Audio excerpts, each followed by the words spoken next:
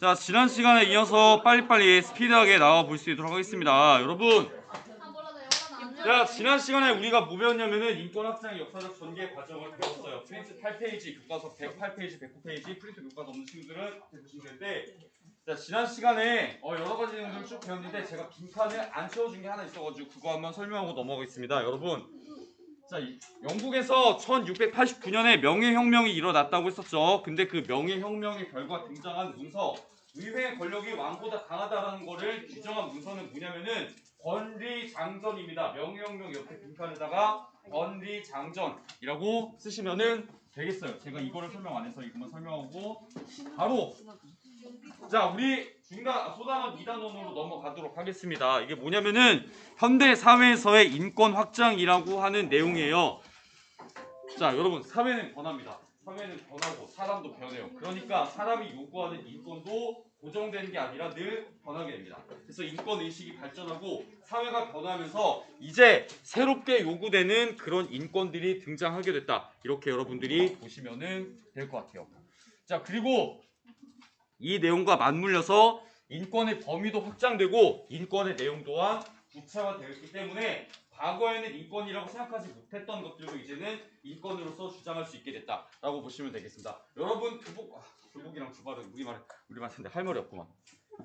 우리 반에서는 할 말이 없는데 그래도 과거에 비해서 지금 현대사회에서는 학생들의 두발과 교복 같은 그런 외모에 대한 권리가 학생의 인권이다라고 많이 이제 얘기가 되는 거죠. 그런 것들이 바로 무엇이 발전해서다? 인권의식이 발전해서다라고 보시면 되겠습니다. 그래서 여러분 우리가 인권을 보장하려는 노력은 앞으로도 쭉 지속을 해야 되는데 자, 이 노력이 인권을 보장하려는 노력이 우리에게 필요한 것은 인권이 일단 무엇이기 때문이냐면은 자, 인류가 추구해야 될 보편적 가치의 핵심이고 그 다음에 동시에 자, 공정한 민주사회 건설을 위해 필요한 자, 기준이며 그 다음에 한 사회의 도덕성과 정의로움을 평가하는 척도로서 의의를 지니기 때문이다 라고 여러분들이 이해를 하시면 되겠습니다. 말은 많은데 인권이라는 게 뭐냐, 어떤 나라가 제대로 된 나라인가 아닌가를 판별해주는 기준으로서 작용한다 이렇게 보시면 될 것 같아요. 그래서 우리나라나 아니면은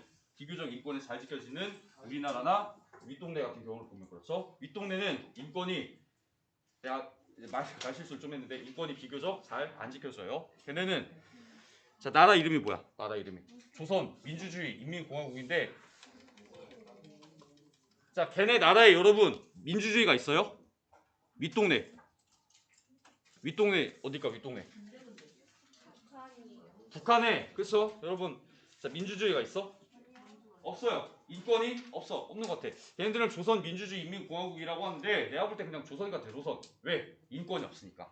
그래서 인권이 자, 현대사회에서는 그렇게 중요해졌다라고 보시면 되겠습니다. 그러면은 요 현대사회에서 확장된 인권의 내용은 어떤 것들이 있느냐를 좀 한 몇 가지 내용을 배워볼 거예요. 5가지 정도를 배워볼 건데 자, 첫 번째 인권의 내용은 주거권입니다. 주거권이 현대사회에서 새롭게 등장을 하게 됐어요. 전에는 이거를 빈칸으로 설명을 해줘가지고 학생이 말을 잘못 알아듣고 선생님 이거는 인간의 권한이 아닌데요? 라고 얘기했는데 아니죠. 이렇게 읽으시면 안 됩니다. 주거권이에요. 내 집에서 살아갈 수 있는 권리. 다시 말해서 물리적, 사회적 위험에서 벗어나서 쾌적하고 안정적인 주거 생활에서 인간다운 주거 생활을 할 권리가 바로 주거권이다. 이렇게 보시면 되겠습니다. 그래서 국가와 사회는 국민들의 주거권을 유지해주기 위해 국민들의 주거권을 보장해주기 위해 주거비를 일정 수준으로 유지하려고 노력하고 노후주택을 개량하고 사회적 취약계층의 임대주택을 우선적으로 공급하는 그런 일들을 한다라고 보시면 되겠습니다. 자, 주거비를 일정 수준으로 유지한다는 건 뭘까요? 집값이 어때? 막 위아래로 막 널뛰는 그런 상황이 일어나는 거를 막고자 국가는 집값을 안정적으로 유지하는 그런 노력을 굉장히 많이 합니다. 왜? 집값 못 잡으면 어때요? 집값 못 잡으면은 나라가 뒤집힐 수도 있어. 정권이 바뀔 수도 있기 때문에 국가는 이런 여러 가지 일들을 하고 그 다음에 노후주택을 개량해서 여러분 헌집 있으면은 그거를 헐고 나라에서 뭘 만들죠?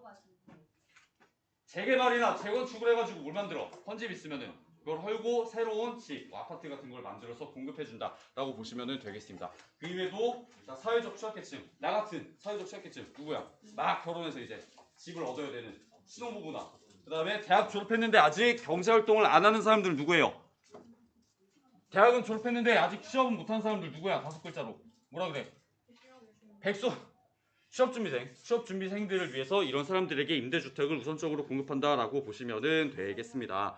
자, 이게 바로 국민의 주거권을 보장해주기 위한 것이고, 자, 그다음에 두 번째로 나오는 권리는 안전권이에요. 안전권. 이건 뭐냐면 폭력을 비롯하여 생명과 안녕을 위협하는 여러 위험으로부터 안전할 권리이다라고 보시면 되겠습니다. 그래서 우리는 이 안전권을 보장해주기 위해 국가 사회에서 군대나 경찰 등의 공권력을 통해서 일단 치안을 유지하고, 그 다음에 코로나19 이 시국에 굉장히 또 중요해진 국가의 기능인데 전염병이나 재해에 대한 예방과 관리, 자, 이런 것들을 통해서 국민이 안전하고 건강하게 생활할 수 있도록 보장한다라고 보시면 되겠습니다. 네, 질문인가? 아, 질문 아니야? 자, 그래서 우리가 두 번째, 자, 안전권에 대해서까지 살펴봤고, 그 다음에 세 번째 권리는 뭐냐면은 환경권입니다. 환경권은 여러분 누구나 건강하고 쾌적한 환경에서 살 권리인데, 옛날의 환경권은 깨끗한 물, 깨끗한 공기를 마시면서 살아갈 수 있는 권리라고 하는 인식이 강했어요. 근데 요즘은 거기서 한 발자국 더 나가서, 자, 일조권이나 조망권 같은 새로운 권리들도 등장했다라고 보시면 되겠습니다. 여러분, 일조권이 뭘까요? 일조권. 1조 원을 벌 수 있는 권리? 좋겠다. 나도 보고 싶다. 일조권 뭐 일조권? 일조권 뭐야? 햇빛을 쬐을 수 있는 권리. 그렇죠? 햇빛을 쬐을 수 있는 게 일조권이고, 그 다음에 조망권은 뭐예요? 조망권. 조망권. 내가 조망을 볼 수 있는 권리야. 조망이 뭐야 근데? 내가 내 집에서 좋은 경치를 보는 게 조망권이라고 해요. 그래서 일조권이나 조망권들이 새롭게 등장하게 된다. 이렇게 여러분들이 이해하시면 되겠습니다. 그래가지고 우리 아파트에 여러분 아파트 주민들 경치 가로막는 높은 건물 같은 거 새로 올라가면은 아파트 주민들이 어때요? 단체로 올라가서 그 건물 짓는 건물주를 확 때리진 않고, 그렇죠? 변호사를 고용해가지고 고소를 한다든가, 아니면 시청이나 구청에다가 이 건물 자 일정 높이 이상으로 못 올라가게 제한해 주십시오라고 이렇게 요청을 하죠. 그런 것들이 바로 조망권과 관련된 거다. 이렇게 이해하시면 되겠습니다. 자, 그게 환경권이고, 그 다음에 세 번째 문화권은 뭐냐면 누구나 문화생활에 참여하고 그 다음에 자신의 문화적 정체성을 유지할 권리이다. 이렇게 보시면 될 것 같아요. 그래서 이 문화권은 특히 누구에게 좀 많이 보장되어야 되느냐, 저소득층이나 노약자나 장애인이나 도서지역에 살고 있는 이런 사회적 약자들에게 우선적으로 보장되어야 된다라고 보시면 되겠습니다. 왜? 이런 사회적 약자들은 문화적 그런 여러 가지 문화생활을 누릴 여유가 없기 때문에 이런 사람들에게 보장되어야 되고, 자, 그 다음에 문화권은 특별히 자신의 문화적 정체성을 유지할 권리는 특별히 우리나라에 온 이주민들에게 보장돼야 된다라고 보시면 되겠습니다. 왜 그럴까요, 여러분? 우리나라에 온 이주민 상당수가 어떤 사람들이야? 우리나라에 뭐 하려고 왔어요? 돈 벌려고 왔어. 돈 벌려고 온 나라 사람들 보면 국적의 대부분 어때요? 베트남, 필리핀, 그다음 또 어디야? 파키스탄, 인도네시아 같은 우리나라보다 경제적으로 조금 못 사는 나라들이요. 그러니까 이런 나라 사람들은 우리나라에서 사회적 약자의 위치를 갖기 때문에, 자, 바로 이런 이주민들에게 문화적 정체성을 유지할 권리를 보장해줘야 된다. 이렇게 보시면 되겠습니다. 자, 그다음에 마지막 권리입니다. 마지막 권리는 이칠 권리예요. 이칠 권리는 뭐냐? 여러분이랑 조금 나이가 비슷한 권리야. 2000년대 초중반부터 논의된 권리인데, 바로 인터넷상에서 유통되는 정보, 그 중에서도 특히 개인정보를 자, 당사자가 삭제하거나 수정해달라고 요청할 권리이다. 이렇게 보시면 되겠습니다. 그래서 이 이칠 권리는 정보통신 기술의 발달에 따라 현대사회에서 새롭게 등장한 권리라고 여러분들이 정리하시면 될 것 같아요. 근데 여러분 코로나 시국에 초반에 이 이칠 권리가 굉장히 많이 요구되었던 그런 사건이 있었죠. 어떤 사건이 있었어요?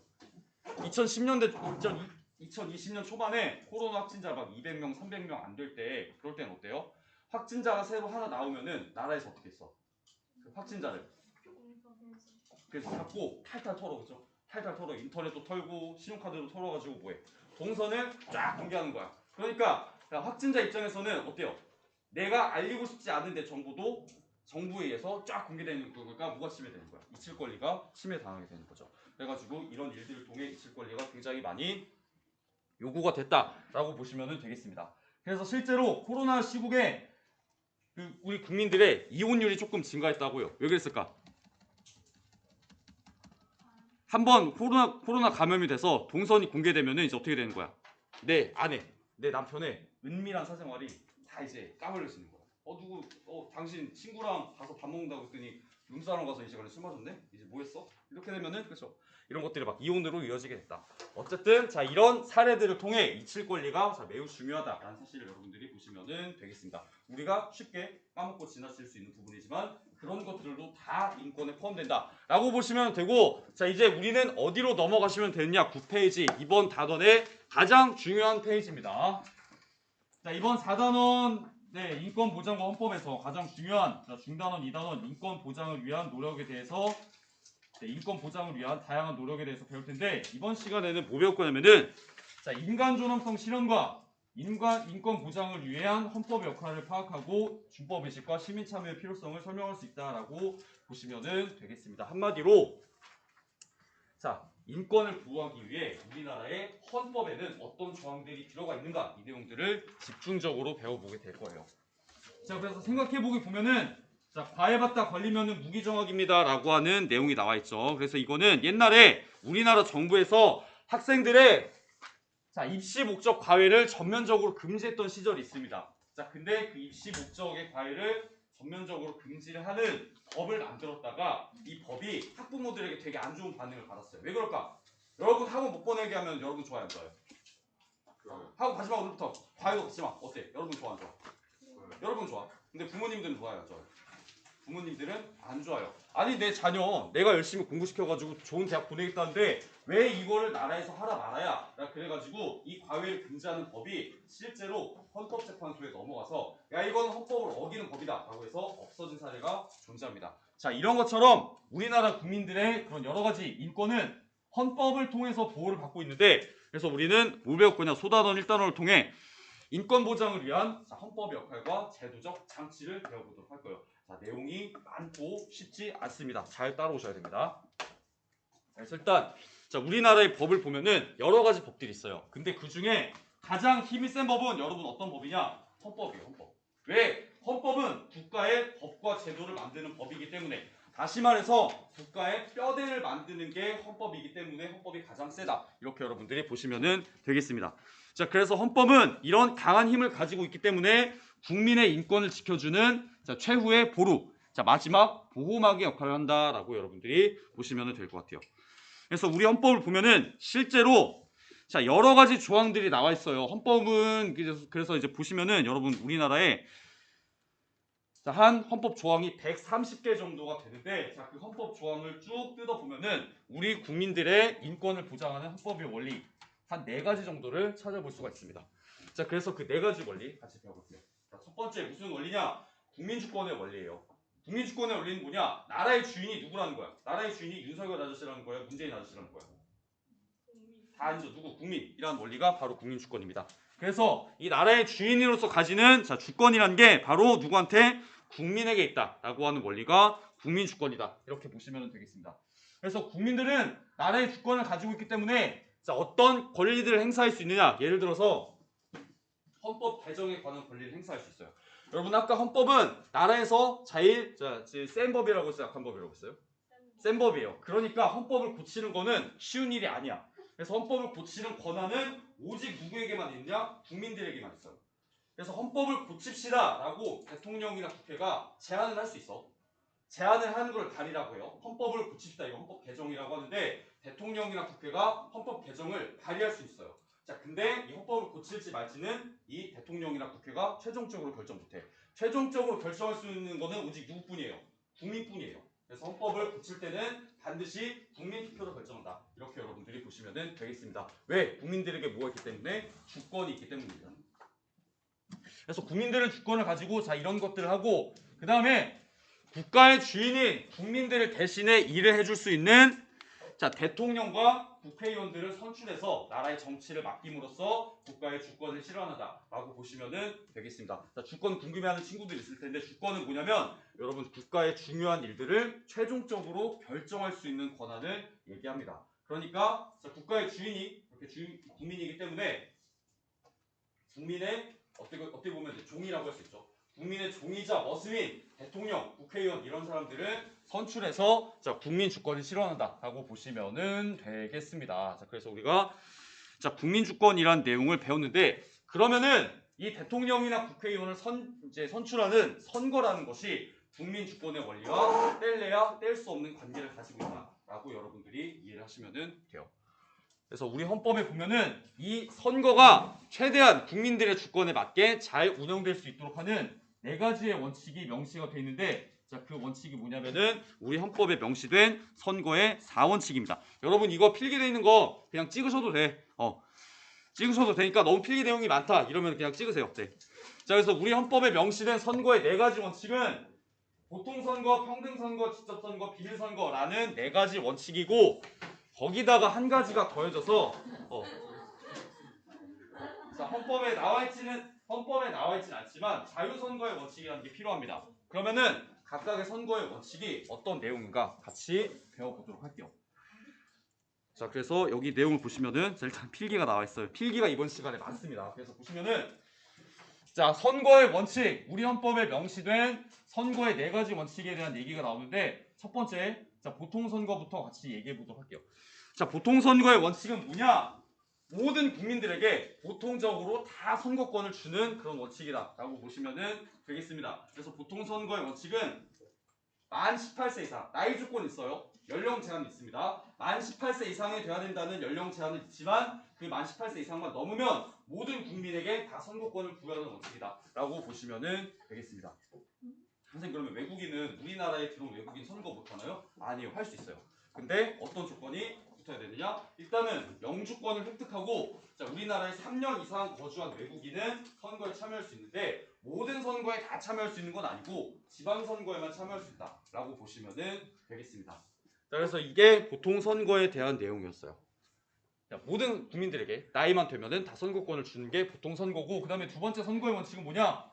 평등 선거의 원칙입니다. 평등 선거는 뭐냐면은 한 사람이 한 표씩만 행사하게 하는 그런 원칙이에요. 예를 들어서 재산이나 아니면은 성별이나 사회적 지위 이런 것에 의해서 표를 차등적으로 주는 게 아니라 한 사람이 한 표씩만 행사하게 하는 원칙이다라고 보시면 되겠습니다. 그래서 이런 원칙을 통해 자, 선거에 다른 요소에 영향이 끼치지 못하게 하는 것이 바로 평등 선거의 원칙입니다. 예를 들어서 선거권을 행사할 때 재산이 많은 사람은 표를 더 많이 준다고 한번 가정을 해볼게요. 한민수는 세금을 별로 안 내니까 대통령을 뽑을 때 한 표만 주고, 이재용 부회장님은 세금을 1년에 몇 조 원씩 내니까, 자, 대통령 선거할 때 투표권을 한 150장 주자라고 하면은 어떻게? 내가 뽑는 사람이 대통령이 돼요? 아니면 이재용 아저씨가 뽑는 사람이 대통령이 돼?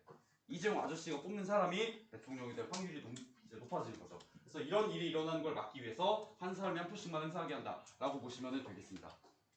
자, 이게 평등선거의 원칙이고, 그 다음에 세 번째 직접선거의 원칙은 뭐냐? 국민이 중간선거에는 거치지 않고 직접 공직자를 선출하는 원칙이다라고 보시면 되겠습니다. 그래서 여러분, 우리나라 투표할 때 투표장에 가보면은 투표 용지를 받았을 때 누가 나와 있냐?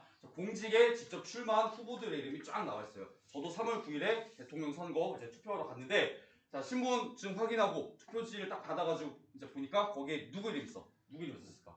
자, 맨 위에 이재명 아저씨, 그렇죠? 그 다음에 두 번째 윤석열 아저씨, 세 번째 심상정 아저씨, 심상정 아저씨가 아니지? 심상정 아저씨가 아니죠? 심상정 근데 아주머니, 네 번째 안철수 아저씨, 이렇게 자 여러 후보들의 이름이 직접 나와 있었어요. 그래서 나는 내가 뽑고 싶은 사람을 직접 뽑을 수 있는데, 어떤 나라는 여러분 민주주의 국가라고 해도 이 국민들이 직접 공직자를 선출하는 게 아니라 중간선거인을 뽑고 중간선거인이 최종적으로 공직자를 그런 선출하는 나라도 있긴 합니다. 어디? 대표적으로 미국이 그래. 미국의 여러분 대통령 선거는 우리나라처럼 직접 선거 안 하고 간접 선거를 해요.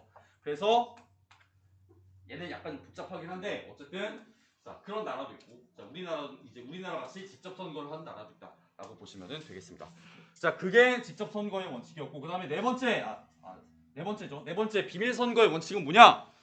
자, 선거인이 어느 후보자에게 투표하는지 알 수 없게 하는 원칙입니다. 그래서 이런 원칙을 통해 국민의 인권을 보호하고 있어요. 비밀 선거의 원칙이 지켜지지 않으면 국민의 인권이 굉장히 심각하게 침해당할 수 있기 때문입니다. 왜 그럴까요, 여러분?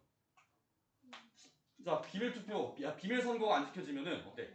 자, 윤석열 아저씨가 3월 9일에 당선됐어. 자, 당선되고, 자, 3월 10일에 윤석열 아저씨 컴퓨터로 파일이 딱 하나 띵 날라옵니다. 자, 대통령 각각 앞으로 당선되셨는데 앞으로 정치 편하게 하시라고 자 이재명 후보 찍은 사람들 명단 쫙 보내드립니다. 라고 하면은 어떻게 돼요? 이재명 아저씨 찍은 사람들은 앞으로 5년 동안 어때? 살아가는데 여러 가지 불이익을 받을 수 있어요. 보이게 안 보이게. 그래서 뭐 예를 들어 공무원 시험 같은 거 봤는데 점수가 높아. 근데 얘 이재명 찍었는데 야 떨어뜨려. 이렇게 될 수도 있다는 얘기예요. 그렇기 때문에 반드시 비밀 선거의 원칙이 지켜져야 된다라고 보시면은 되겠습니다.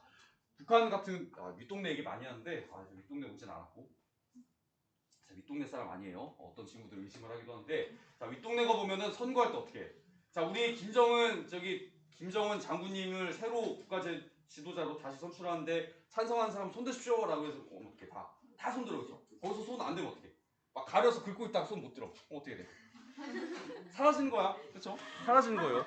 자, 그렇기 때문에 비밀 선거의 원칙이 인권을 보호하기 위해 중요하다라고 보시면 되겠습니다. 자, 그 다음에 마지막 5번째 헌법에는 나와 있지 않지만 우리나라의 선거에 필요한 그런 원칙은 뭐냐면은 자유선거의 원칙입니다. 이 자유선거는 여러분이 자유롭게 선거를 하도록 하는 원칙이에요. 외부의 간섭이나 강제를 받지 않고 자신의 선거권을 자유롭게 행사할 수 있는 그런 원칙이다라고 보시면 되겠습니다. 아까 말씀드렸던 것처럼 헌법에 나와 있진 않아요. 그래서 여러분이 대통령이나 국회의원 같은 사람들을 뽑을 때 여러분이 뽑고 싶은 사람이 있으면 뽑죠. 근데 반대로 다 후보들이 다 똥이야. 그럼 어떻게 해? 여러분 뭐 할 수 있어? 그렇지. 기권할 수 있어. 그리고 아니면 투표지에다가 에이 해라 모르겠다라고 이승엽 이름 써가지고 거기다 도장 팍 찍고 나올 수도 있어.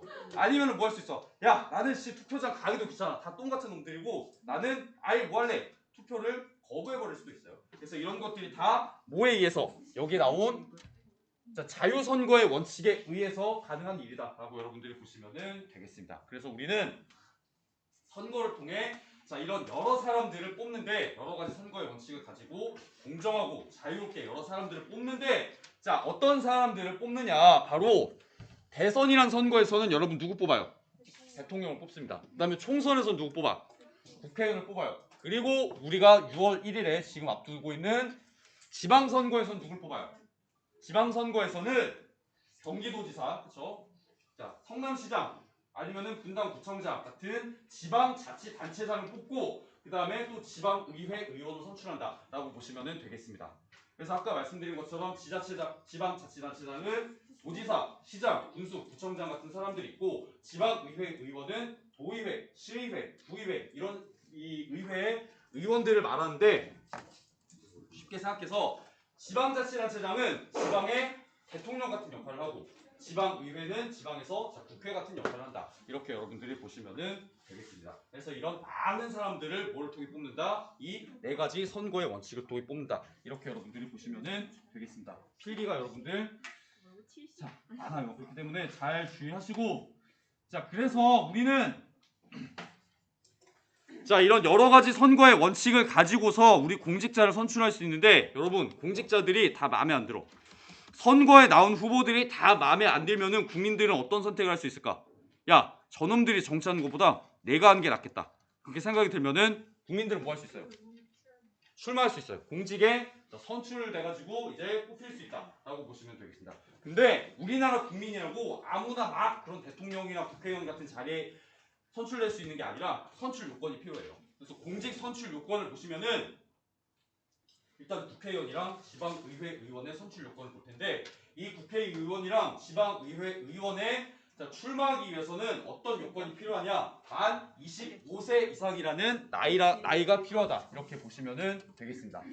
일단 여러분 만 25세 이상이 지나야 돼요. 그러니까 우리나라 나이로 하면은 몇 살에 생일이 지나야 되는 거야? 26살에 생일이 지나야 국회의원이나 지방의회 의원에 출마할 수 있다라고 보시면 되겠습니다. 그래서 만 25세 이상의 나이 제한을 가지고 있고 그 다음에 임기는 한번 국회의원이나 지방의회 의원에 당선되면은 몇 년간 해먹을 수 있을까요? 4년간 해먹을 수 있어요. 여러분 월드컵이나 올림픽 생각하시면 돼요. 한번 당선되면은 4년 해먹을 수 있고 그 다음에 여러분 내가 국회의원이나 지방의회 당선됐어. 그 다음에 임기가 끝났어요. 그러면 다음 선거에 못 나올까? 아니에요. 다음 선거에 나올 수 있어. 몇 번까지 나올 수 있을까? 국회의원이랑 지방의회 의원은 몇 번까지 나올 수 있을까요? 내가 죽을 때까지 나올 수 있습니다. 그래서 국회의원이랑 지방의회 의원은 연임의 제한이 없어요, 여러분. 연임이라는 게 뭐예요, 연임? 내가 임기 끝나고 다음 선거에 또 나와서 당선해서 연속해서 내 임무를 맡는 게 연임이라고 해요. 근데 국회의원이랑 지방의회 의원은 연임 제한이 없어서 내가 죽을 때까지 선거에 나올 수 있다라고 보시면 되겠습니다. 그래서 국회의원 많이 한 사람은 심하면 몇 선 의원까지 있느냐? 9선 의원까지 있어. 선거에 몇 번 나와서 당선됐다는 거예요. 9번 나와서 당선됐다는 거죠. 그래서 연임 제한이 없기 때문에 이런 일들이 가능하다라고 보시면 되는데, 근데 이런 국회의원이나 지방의회 의원보다 조금 더 권한이 강한 사람들이 있습니다. 정치를 하는 사람들 중에는 누구냐? 바로 자 지금 자 여기 써놓은 자 지방자치단체장. 자 누구죠? 지방자치단체장 아까 누구라고 썼죠? 도지사, 시장, 군수, 구청장. 이런 사람들은 이제 지방의회 의원보다 또는 국회의원보다 조금 힘이 세요. 그렇기 때문에 이 사람들은 일단 이 자리에 선출되기 위해서는 만 25세 이상이 돼야 되고, 임기 한번 당선되면 임기는 4년으로 이제 똑같이 가져가지만 자 오랫동안 해먹을 수 없어. 죽을 때까지 해먹을 수는 없습니다. 이 지방자치단체장은 여러분 3번까지만 연임할 수 있다라고 보시면 되겠습니다. 그래서 한 번 당선되고 2번 당선되고 3번 당선되면 자 그 다음에는 선거에는 나와야 될까 아니면 나오지 말아야 될까? 나오지 말아야 돼요. 나오지 못하게 법으로 규정이 돼 있습니다. 왜? 이런 지방자치단체장은 아까 말씀드린 것처럼 지방에서 일종의 대통령 같은 역할을 해. 근데 이 사람들이 자 임기 제한이 없이 그냥 죽을 때까지 해먹을 수 있으면은 이 사람들이 뭐가 되는 거야? 지방의 왕이 될 수 있어요. 그렇기 때문에 이 사람들은 3회, 3번만 연임할 수 있게 그렇게 법적으로 제한을 두고 있다라고 보시면 되겠습니다. 자, 그래서 우리가 국회의원이랑 지방의회 의원, 그 다음에 지방자치단체장까지 살펴봤는데, 자, 우리나라에는 이 사람들을 합칠 것보다 권력이 더 큰 이 사람들을 쌈 싸먹는 권력을 가진 사람이 딱 한 명 있습니다. 누구야? 가장 힘이 센 아저씨, 대통령 아저씨는 자 그렇기 때문에 대통령은 국회의원이나 아니면은 지방자치단체장보다 더 요건이 까다로워요. 일단 나이가 몇 살 이상이 돼야 되냐? 만 40세 이상이 돼야 됩니다. 자 그리고 한 번 당선되면 우리나라 대통령은 임기를 몇 년에 먹을 수 있죠? 5년에 먹을 수 있어요. 5년까지 해 먹고 자기 임기가 끝나면은 그 다음 선거에 나와요? 못 나와요? 다음 선거에 못 나오죠. 자 그래서 지금 대통령인 문재인 아저씨가 저번 선거에 또 출마를 못한 겁니다. 미국 같은 나라는 좀 반대예요. 한 번 대통령을 하고 그 다음에 그 다음 선거에 이제 나올 수 있어가지고 총 2번 대통령을 할 수 있지만 우리나라는 한 번밖에 대통령을 하지 못한다. 네, 갔다 오세요. 자, 그래서 우리나라의 대통령은 연임이 불가하기 때문에 단임제다 이렇게 보시면 되겠습니다. 임기가 단수야. 임기가 한 번 하고 끝나는 거예요. 그렇기 때문에 단임제로 간다. 이렇게 정리를 하시면 될 것 같아요. 자, 그래서 이런 여러 가지 공직에 출마해서 내가 나란 일을 맡고 내가 주권을 행사할 수 있다라고 보시면 되겠습니다. 왜? 국민에게 뭐가 있기 때문에 바로 자, 주권이라는 게 있기 때문이다. 이렇게 정리하시면 될 것 같아요. 자, 이게 헌법에 나와 있는 첫 번째 국민의 인권을 보호하는 원리였고, 자, 그다음에 두 번째 원리 뭐가 있느냐? 자, 두 번째 원리는 여러분 마음을 좀 단단히 먹으세요. 이거 어렵습니다. 권력 분립의 원리입니다. 자, 권력 분립은 내용 자체는 그렇게 어렵지 않아요. 자, 권력 분립이니까 국가 권력을 하나로 모아야 된다는 걸까? 여러 개로 쪼개놔야 된다는 걸까? 여러 개로 쪼개놔야 된다는 게 권력 분립의 원리예요. 그래서 국가 권력을 나눠서 각각 다른 기관에 맡겨 서로 견제와 균형을 이루게 하는 원리가 바로 권력 분립이고, 그래서 우리나라는 국가 권력을 총 몇 개로 나눠놨느냐? 3권 분립으로 나눴다고 합니다. 그러니까 국가 권력을 몇 개로 나누는 거야? 3개로 나누는 거예요. 그래서 이 3개로 나눈 국가 권력이 어떻게 되느냐? 자, 바로 권력의 집중을 방지하기 위해 나눠 놓은 건데, 그 3개의 국가 권력이 자 여기 보시면은 또 이렇게 설명이 쫙 나와 있습니다. 네, 사진 한 번에 찍을 수 있도록 제가 좀 축소를 했으니까 자 찍을 친구들은 찍으시고 설명을 쫙 들으시면 되겠습니다. 그래서 여러분 우리나라의 권력은 뭘 기준으로 나눠져 있느냐? 우리나라의 권력은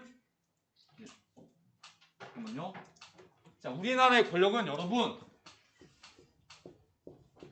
자 법이라는 거를 기준으로 해서 3개로 나눠져 있어. 왜? 여러분 법이라는 거는 한번 만들면 우리나라의 모든 사람에게 다 적용이 되죠. 그렇죠? 어떤 법을 만들었는데 그 법이 경기도 사람에게 적용되고 전라도 사람에게 적용이 안 돼. 이런 법이 있어요? 없어요. 우리나라에서 법이라고 하는 거는 모든 사람들에게 다 적용이 되기 때문에 내가 법만 컨트롤할 수 있으면 누구를 다 컨트롤할 수 있는 거야? 우리나라 국민 모두를 컨트롤할 수 있는 거예요.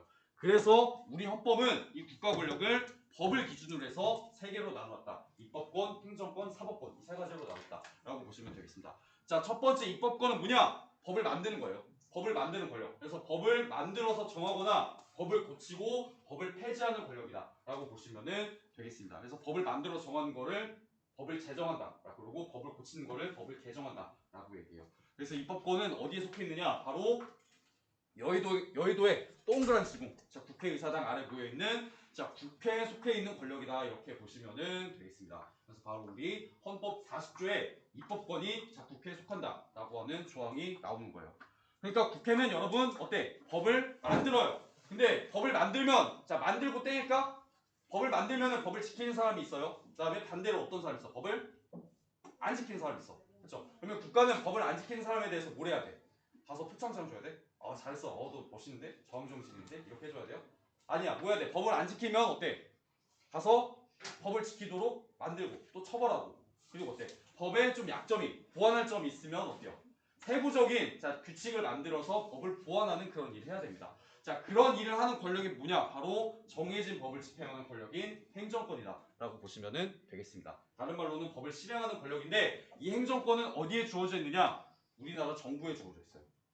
자, 근데 정부가 바로 대통령을 수반으로 하는 그런 정부에 주어져 있다라고 보시면 되겠습니다. 대통령이 수반이라고 하는 거는 여러분 무슨 의미일까? 대통령이 정부의 1등이란 얘기일까? 꼴등이란 얘기일까? 자, 대통령이 정부의 수반이래요. 대통령이 정부의 수반이라고 하면은 대통령이 정부에서 1등이란 얘기일까요? 꼴등이란 얘기일까요? 1등이란 얘기예요. 정부를 우두머리로 하는 죄송합니다. 대통령을 우두머리로 하는 정부에 속하는 권력이 바로 행정권이다. 라고 우리 헌법 66조에 나와 있습니다. 그래서 정부는 자, 이런 여러 가지 권한을 가지고 국회에서 법을 만들면은 그 법을 실제로 집행을 해요. 근데 자, 법이라는 게 이제 네가 해석하는 게 다를 수 있고 내가 해석하는 게 다를 수 있어요. 그래서 국민들 사이에 법적인 분쟁이 발생하는 경우가 종종 존재합니다. 그래서 국민들 사이에 자, 구체적인 쟁송, 이 쟁송은 법적 분쟁을 얘기해요. 국민들 사이에 이런 구체적인 법적 분쟁이 발생하면은 자, 네가 옳은지, 자, 네가 그른지 이거를 판결해 주기 위해서 법률을 적용하고 해석해서 판결을 내리는 권력이 필요한데 자, 이런 권력을 무엇이라고 하느냐? 바로 사법권이라고 한다라고 보시면 되겠습니다. 그래서 사법권은 우리 헌법 101조에 보면은 법원에 속해 있다라고 되어 있는데 자, 법원을 보면은 우리 법정 드라마 같은 거 봤을 때 법원에서 굉장히 치열한 그런 그 법적 다툼이 일어나는 거를 많이 보잖아요. 근데 그 이제 법원에서 이렇게 재판 같은 걸 할 때 세 부류의 사람이 등장하죠. 첫 번째 부류 누구? 자, 피고인 누가 있습니다. 누구를 벌해 주십시오. 자, 라고 요구하는 누가 있어? 자, 이 사람 잘못했으니까 이 사람 처벌해 주십시오라고 하는 누가 있어요? 검사가 있어요. 그렇죠? 그럼 검사 반대편에서 이 사람 잘못 없습니다. 무죄를 선고해 주십시오라고 하는 누가 있어? 변호사가 있어요. 그리고 검사랑 변호사의 말을 다 들어보고 오케이 알겠어 판결을 낼게 땅땅땅 하는 누가 있어? 판사가 있어요. 자, 근데 사법권은 누구한테만 있는 것이다? 판사들로만 구성된 법원에 존재한다. 이렇게 보시면 되겠습니다. 여러분 검사랑 변호사는 법원의 구성원들이 아니에요. 검사들은 또 따로 모여가지고 조직을 만들죠. 뭐 검찰이라는 조직을 만들어요. 변호사는 개인은 이제 다 개인으로 활동하니까 얘기할 게 없겠죠. 그래서 법원은 판사들로 구성되어 있다라고 보시면 되겠습니다. 그래서 이 법이라는 거를 기준으로 해가지고 입법권, 행정권, 사법권이 우리 헌법상에는 이렇게 보면은 세 개로 나눠져 있다라고 보시면은 될 텐데 지금 몇 분이죠? 지금 시간이 자 14분이에요. 그래서 아마 다음 시간도 통사 수업을 바꿔가지고 다음 시간도 아마 통사로 제가 알고 있는데 다음 시간에 들어와서 자,